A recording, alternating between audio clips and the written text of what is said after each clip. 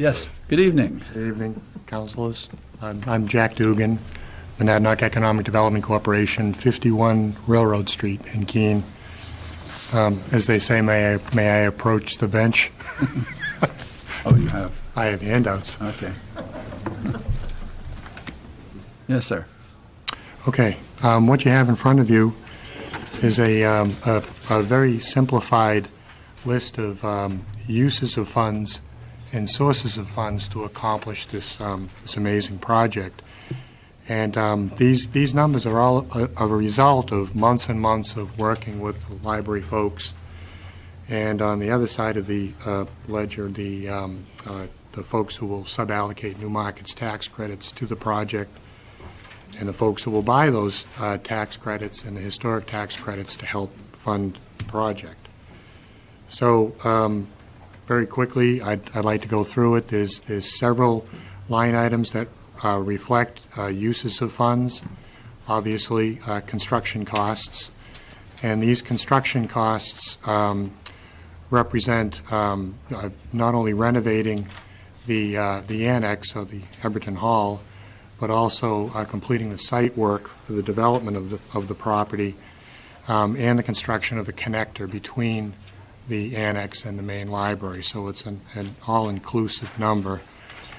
We had an estimate early on from the architect for the project based on his D&D drawings, and after working with the library folks and representatives of the City of Keene, we selected Engelberth Construction to be the construction manager, and they took updated plans and drawings from the architect, and they generated their own cost estimate, and it was remarkable. It was within just a couple of % of what the architect had estimated early on. So you have that number right there.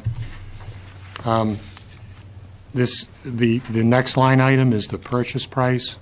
We're going to assign a value of $2.5 million to the existing annex, and in addition to purchasing the building and the land under the building, we are also going to purchase about $750,000 of FF&E, furniture, fixtures, and equipment for use in the renovated building.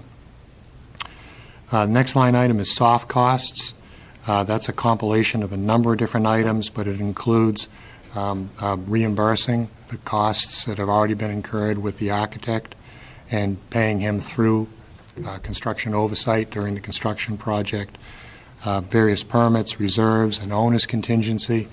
I do want to stress that we will have a contingency on our side, but there's also a contingency built into the GMP with Engelberth as well. And last but not least, the all-encompassing other developmental costs, and that includes legal, financing fees, developer fees, so on and so forth. So we have a total project use to complete this project of $13,697,616.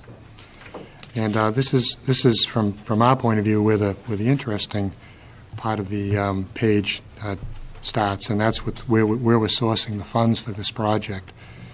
And as you can see, the largest source of potential funds for the project is from the proceeds from the sale of New Markets tax credits, which is a federal government tax credit program that has received bipartisan support in Congress since its inception in the 1980s. And it's actually the same type of program that we used to complete the courthouse project just a couple of years ago. So we expect to derive a net amount from the sale of New Markets tax credits for this project of just over $4.4 million. You've heard tonight the great news about the progress that the library folks have made on private donations. This particular structure would cause almost just over $3.8 million of the money that they do raise to go into the Heberton Hall Annex project. Next on the list is historic tax credits. This is actually a 10% historic tax credit. The building will not be placed on the National Historic Register for a number of reasons, but oddly enough, if it's unable to be placed on the register, we still qualify for the 10% credit. The same folks who buy the New Markets tax credits from us will buy the historic tax credits from us. And this represents what we anticipate what we'll receive from the sale of those tax credits. Next item is the city bond of $2 million.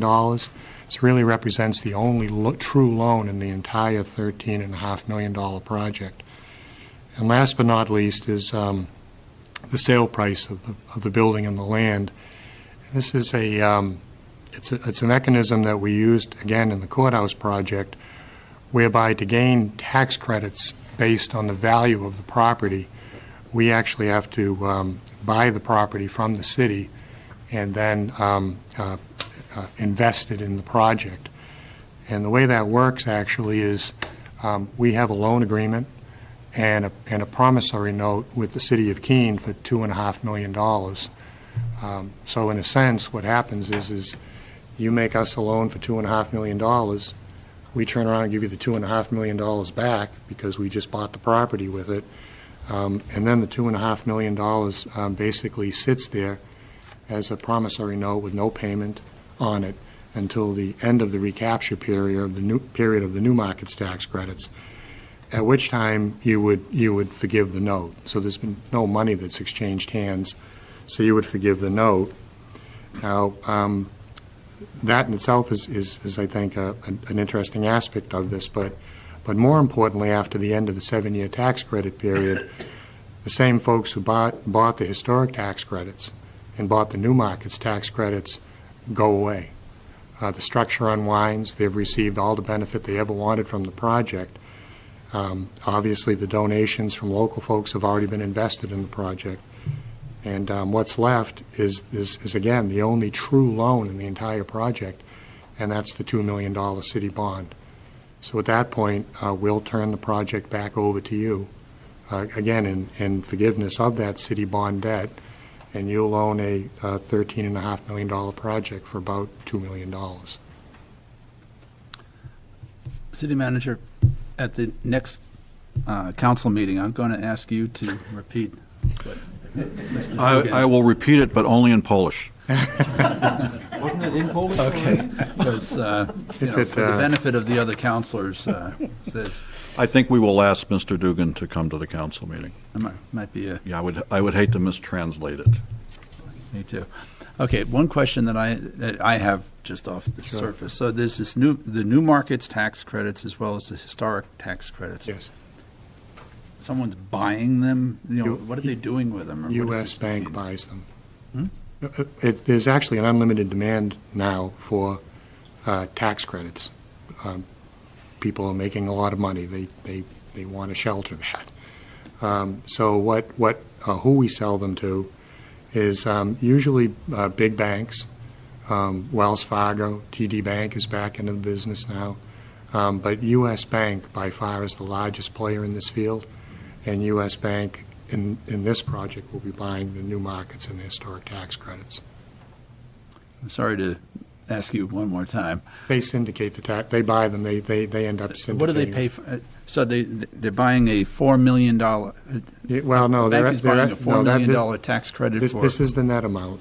The gross amount. The gross amount is, and I didn't bring that number, but the gross amount is 39% of the total project amount. There's no way I can do that math right now, but it's No. $5 million and something. What this represents is 85%. 85% of that, and 85 cents on the dollar of that amount. So you take a total project amount, multiply it times 39%, and then U.S. Bank will pay 85 cents for each dollar of those tax credits. Okay, I wasn't really asking you how you calculate Oh, it. I'm just okay. trying to understand that. Oh, how they make their money. Yeah, why are they doing Yeah, this? well, because what happens is, first of all, they're buying them at a discount. So they're not paying a dollar for dollar, they're paying 85 cents. Secondly, technically, they are an investor in the project during the 7-year recapture period. And during that 7 years, they get to take all the other tax benefits derived from the project. So they'll take depreciation and interest expense and any type of tax benefit they can get.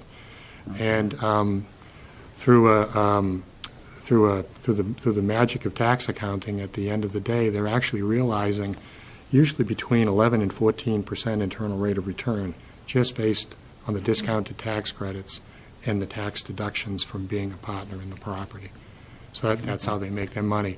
So at the end of the day, they've got all their money back and a return of that magnitude, and they withdraw from the project and they go away. And it's facilitating a wonderful project. That's right. That's a yeah. good thing. Okay, yeah. So I think my questions are to Steve. Finance Director, can you join us, please? And it's just a clarification of what we've heard in the past, I'm sure, but the amount of money raised by the friends and the trustees and everybody else that's jumped on this project is really towards the annex. Isn't that our concept there? Yeah, I think so. I think that'll So, be, so I guess my point is, if we were to get $5.5 million in donations, that's for the purpose of the annex versus any other construction or site work. I could probably shed some light at that. The way I understood it was that that there was a total of $5 million fundraising goal, and the plan is that the first $3 million of that $5 million would go into the annex renovation, and that the balance of the money would go into renovations in the existing library. And we had hoped, and we still may find a way to do this, but we had hoped with just purchasing and renovating the annex building, that we would have got a little bit closer to the $3 million, but it's 3.8. So in other words, the 3.8, the way it stands now, would go into the annex.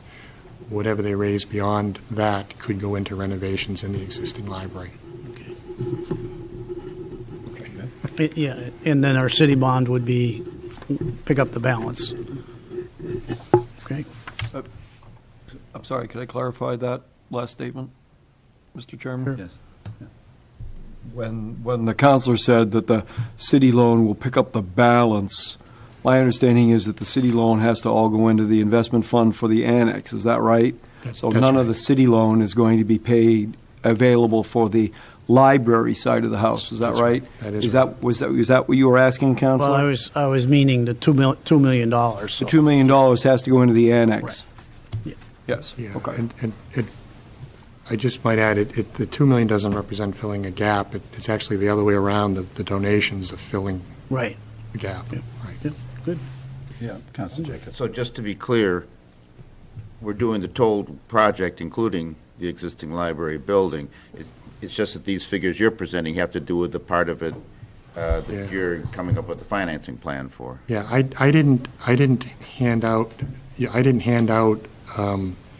a separate sheet because I'm going to get confirmation on this on Monday. But as we're working our way through this project, we realized that there's been an estimate floating around for a while that there's about $1.7 to $1.8 million of renovations that the main library needs.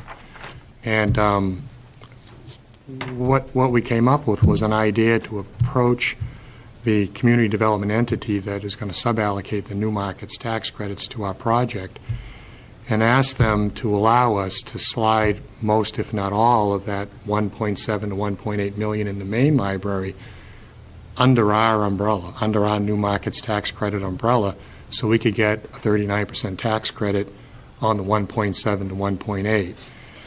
And to be honest, I wasn't too certain it would be considered seriously, but we've had a number of discussions even as recently as yesterday, and they're trying to find a way to do that.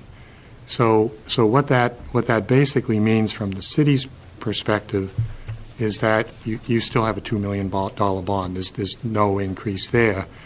But with the introduction of tax credits to the main library building, there's no question that this project could accomplish both the purchase, renovation of the annex, the connector, and all the necessary renovations for the main library all under one umbrella, mostly because we'll get more new markets tax credits. I'm not sure if that answered your question. Well, I guess going back to what we're being asked to take action on tonight, it's not just, it is the total project that this agreement covers, or is this just the Heberton Hall Annex portion of the project, and there'll be another thing brought to us for the library portion? I'm not clear how the two. The library, the main library portion it was anticipated that that would be a separate project from what we would be involved in. We would just be involved in the connector, the site work, and the annex, mostly because we didn't think we could ever bring to bear the benefits of new markets in a building we won't own. But a relatively recent development seems to indicate they're going to do everything they can to allow us to do that. So I'm not exactly sure how you would like to handle the development agreement, because there is the potential that we could do the entire project under the new market, meaning both buildings, plus the connector and the site work, under one new markets tax credit umbrella. And again, the effect to the city would actually be no effect. Whether it's the smaller project or the bigger project, you're still in for a $2 million bond, and that's it. City manager? Thank you. I think this has been consistently stated. The renovations to the existing library, at least in concept, have only been a review by the architect's engineer and assigning some numbers to that. There's been no design work done. We've known that project was out there, and it would have to go through a validation process. You have to remember the annex itself and the connector has gone through quite a bit of a process to get there. The thought process up till now has been that the potential was with the new market tax credits and with the donations coming in that there would be a funding stream available at some point to be able to take care of the renovations, and we would move forward on that stream. What Jack is suggesting is that his present information is that we may be able to include the renovations as part of this project using the same contractor's design, et cetera, et cetera. So if that turns out to be true, and if the council agrees that that's a good thing, we would then work forward on the development agreement itself to make that happen. But it would also take some validation and design to make that occur. Okay. So, city attorney, what are we moving on? The motion that you have before you encompasses all of those possibilities at this point. We've been contemplating the potential of a two-track process for quite some time. You know, initially when this was presented, we had to be very careful to keep the annex project and the library separate because, A, we can't transfer the library building and the library into the limited liability company because it's subject to the gift, the Thayer Library is subject to a gift, so it can't be transferred out. So we always had to be very careful to keep them separate. So the way the development agreement is at least structured at the moment in the draft that we've been working on is to have the work done on the annex and then to carve out work that may be necessary for the library from the city's perspective, either with money that's raised through the fundraising process that the Friends and the trustees are engaged in. What Jack is suggesting at this point, which really is an exciting development, is the possibility that the new market tax credit process could sweep in the entire project. And that gives the city the benefit of the tax credits, as Jack pointed out, with respect to the money that would be necessary to improve the existing library. So the development agreement is either going to take one or the other track, depending upon what happens with Jack's negotiations that I understand will come to fruition maybe on Monday. But your motion contemplates all of those possibilities. Yeah. First, just in addressing this in general, talk about putting your money where your mouth is. The progress made to date is really impressive. Congratulations to everybody who's put a lot of work into raising that. The ownership of the property that the new market tax credit entity is creating, that's pretty clear. We've been clear about that all along. The entity will own the improvements that it invests in. What's a little unclear now is that the ownership of the main library and using the new market tax credits on that parcel. I think as the city attorney mentioned, the main library needs to be owned by the current owners. It can't go anywhere else. So the strategy that we pursued with the community development entity that's going to sub-allocate tax credits was, could we, by means of a use agreement, a cross-use agreement, that people who use the library can go into our building, people in our building can go into the library. And so they're kind of working through that issue. They're trying to find a way to help us.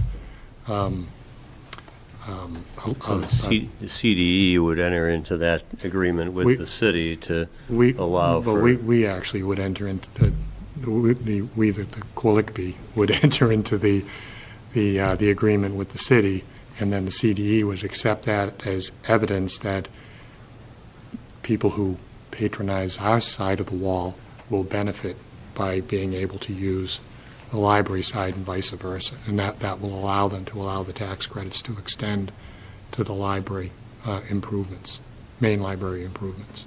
Yeah, I mean, this could bring an additional $400,000 of credits That's into the project. Yeah, the renovations, and of course the city manager said these need to be vetted, but at least early on, one of the estimates was the renovations were close to $2 million, and so 39% of $2 million times 85 cents, it's several hundreds of thousands of dollars. So. Great. Any public questions or comments? Now is the time. Or counselors present? Do you have any questions?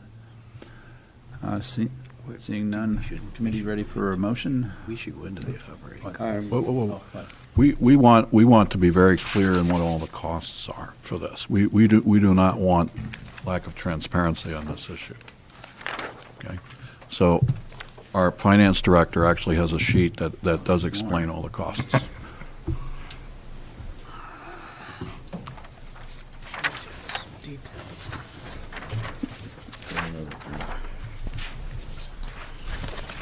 Well, after Jack's presentation, I kind of feel like a school kid. It was a little simpler. But, so, as you recall, last spring, when we came before the council to expand the tax increment finance district to include the library to help get this project going and qualify for the new market tax credits, we presented some cost estimates for the library project. And at that time, we'd included property taxes and debt service. Debt service on the $2 million bond we've discussed, and property taxes because as a part of the new market tax credit funding mechanism, the Heberton Hall will leave city ownership and be transferred to a private entity which will pay taxes, which is a part of the funding mechanism. So this part of this of the financials hasn't changed much. The debt service is now the actual debt service. We've issued the bond, and the property taxes have been tweaked a little bit. And then we have some additional costs that have to do with the new market and historical credits that are a management fee and an audit fee. And so basically what we're doing with this is saying if we take all those costs, about their budgetary impact will be about $500,000 a year for the 7-year life of the new market tax credit project, and that would be we will propose to fund that through the TIF, Wells Street TIF district, and there's sufficient capacity to do that. And so over on the right hand, just to kind of look at the tax credits, and $500,000 seems like a lot of money. For $170,000 to down to $140,000 of that is our debt service. We would have probably had that debt service anyway to fund improvements to the library that we needed to do in one way or another. But So over the 7-year life, we've got about a $2.5 million dollar cost for property taxes, a management fee, and an audit fee. And those are costs directly generated by the new market tax credits. We've got a range of what our credits, this is through, not including what we just talked about this evening, between $5.365 million and $5.94 million. So in looking at this, it seems like a good trade-off. We're investing $2.5 million to get this partnership going and get the funding mechanism in place. And so we're going to, in turn, will generate for every dollar of that $5.9 million of tax credit we receive, it will cost us 43 cents. So we get a 57-cent return on our investment. But that's what I wanted. That's what I wanted to share. What the budgetary impact of this would be and how we would fund that. Yeah, thank you. I'm glad you're here. In other words, and just want to check on this property tax, because you've Yep. explained this once before. That's going into the TIF district. Into the TIF district. Yep. Yeah, it's taxes So being we're raised. paying the city. Paying the city and paying, yeah. And- You're paying yourself. And then those dollars are going towards these payments. In part. And so, back to your point, really the extra costs on this are the management and audit fees. The rest of it is just within the revolving funding mechanism. Yeah. More than just this project, though. So, because we're adding value to the TIF, so the costs are being spread over the entire TIF. Yes, Or, yeah. to pick up the remainder that's Yep. not covered through the Yep. property tax. Yep. Wonder if I could ask the city manager to translate. There are costs that will be borne for the period of time of the loan. The majority of the costs are paid for out of the increase in the tax value of the TIF district. That's how I understand this.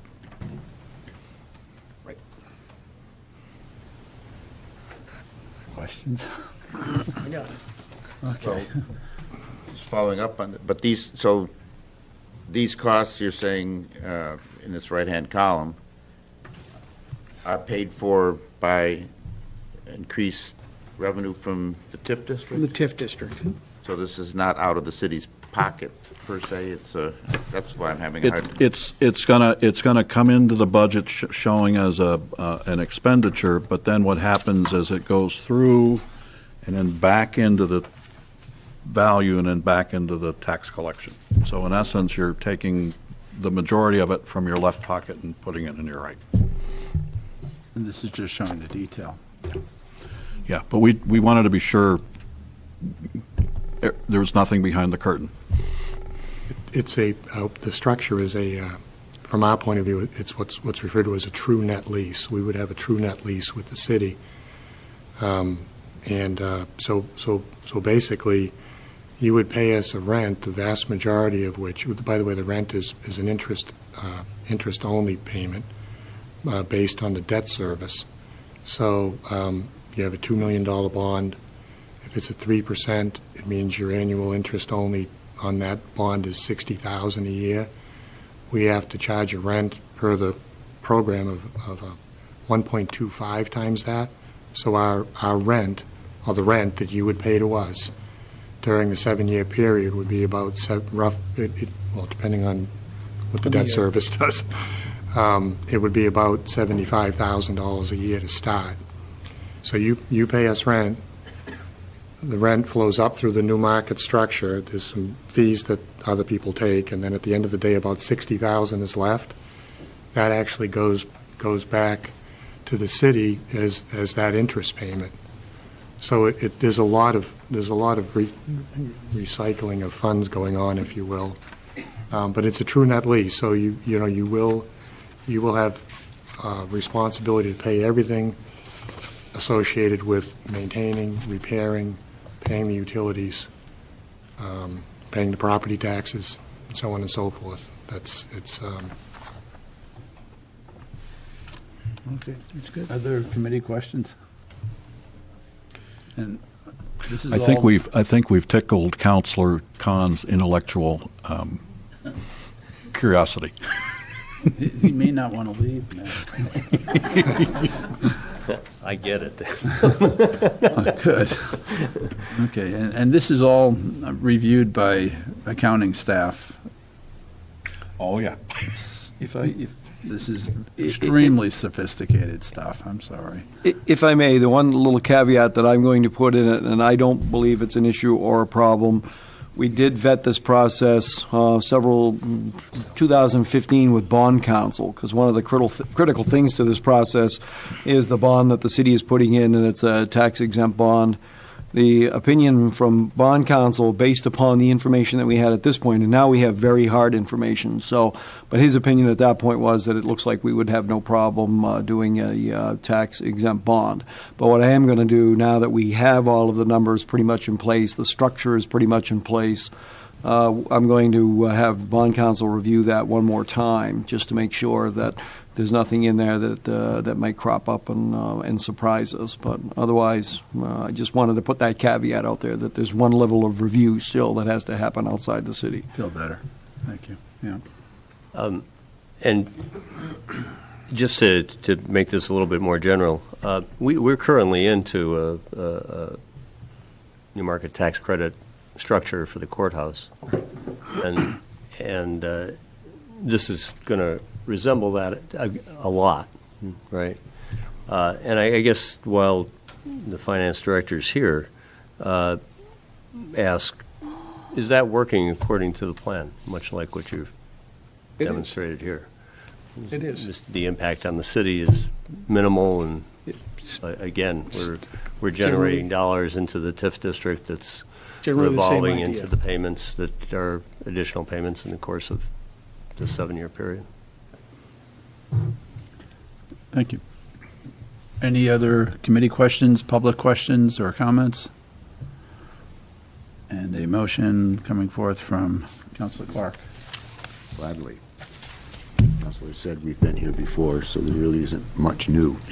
Move that the Finance Organizational Personnel Committee recommend that the city manager be authorized to do all things necessary to negotiate and execute a development agreement with Monadnock Economic Development Corporation or its assigns, the library trustees, and the Friends of the Keene Public Library, together with all other necessary documents and agreements in a form acceptable to the city attorney, including but not limited to purchase and sales agreements, deeds of transfer, financing documents, and leases for the purpose of financing, constructing, operating, and maintaining the library renovation project. Second.